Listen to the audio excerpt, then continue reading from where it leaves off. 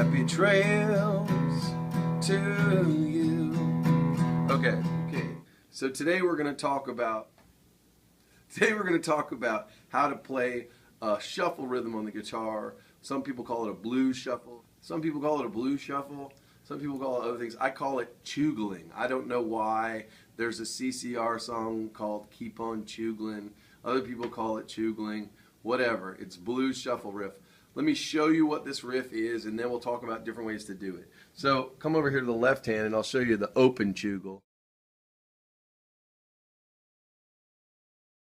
which is I'm going to play the open string, open E string, and then I'm going to fret the A string at the 2nd fret, and then I'm just going to use all 4 of my fingers to then fret the A string at the 4th fret.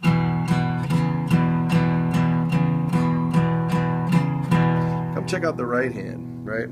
Just to do this, I'm going to actually do a rest stroke. And land on the D string that way.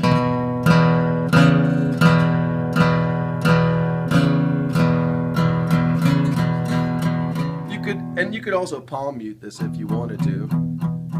I'm in real close on that so that people can see the palm muting. You could do that. I'm just laying the palm right on the strings.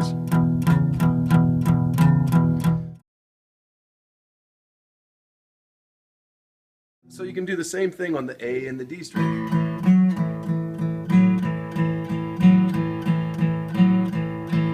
Now, it's pretty popular to just use your 3rd finger for that.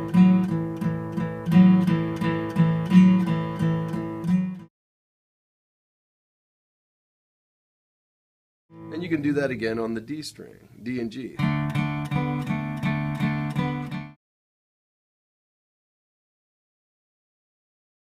Another version of this you can do is playing, if you like.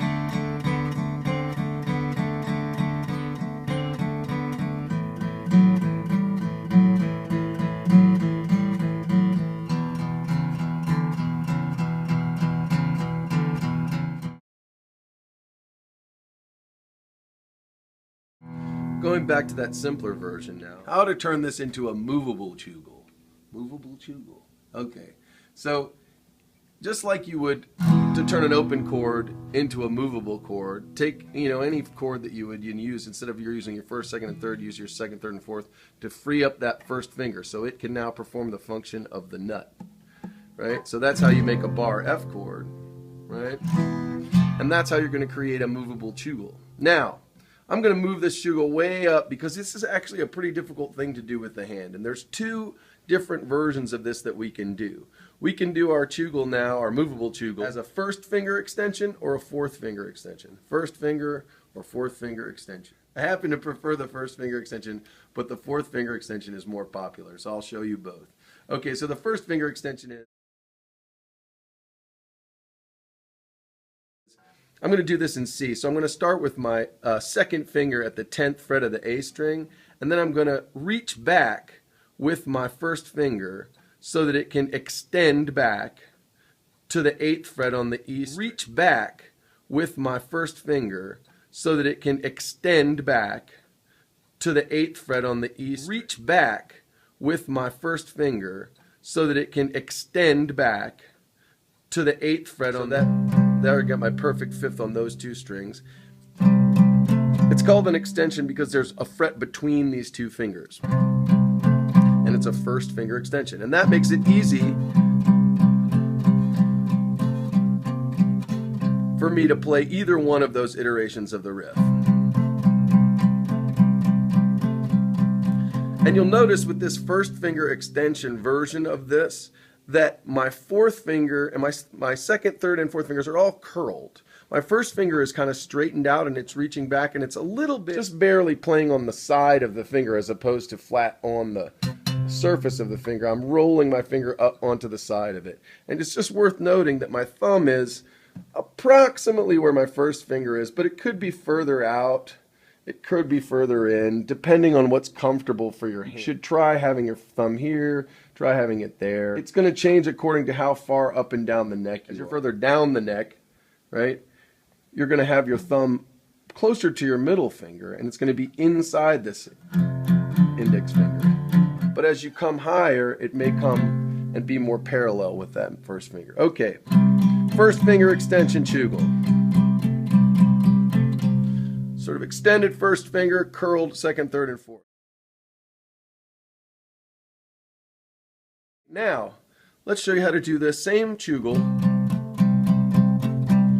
as a fourth finger extension. So this means I'm going to put a fret between my third and fourth fingers. Now, to do this, because your fourth finger is the shortest finger that you have, unless you have very unusual hands, you're going to probably, instead of curling the second, third, and fourth finger, as we were doing with the first finger extension, you're actually going to make the second and third fingers and fourth fingers flat. So that I'm actually, instead of pushing with the tip of the finger, I'm actually pushing with the flat portion of the finger. This is more common. I personally find it more difficult, but it is more common. It's more popular. So here we go. Just like that. So this is a fourth finger extension because there's now a fret between your third and fourth fingers, right? The important thing to do when playing this Choogle this way is to make sure to relax this fourth finger when it's not working.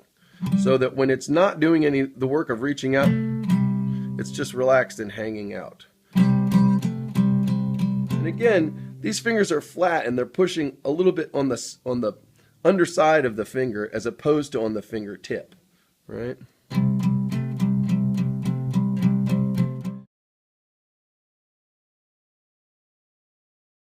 Which of these you choose, the first finger extension or the fourth finger extension? Whichever of these you choose, the first finger extension or the fourth finger extension, doesn't matter as much as being comfortable with whichever one you choose. Whichever one's the most comfortable you should use. Let me just show you a little bit more of that fourth finger.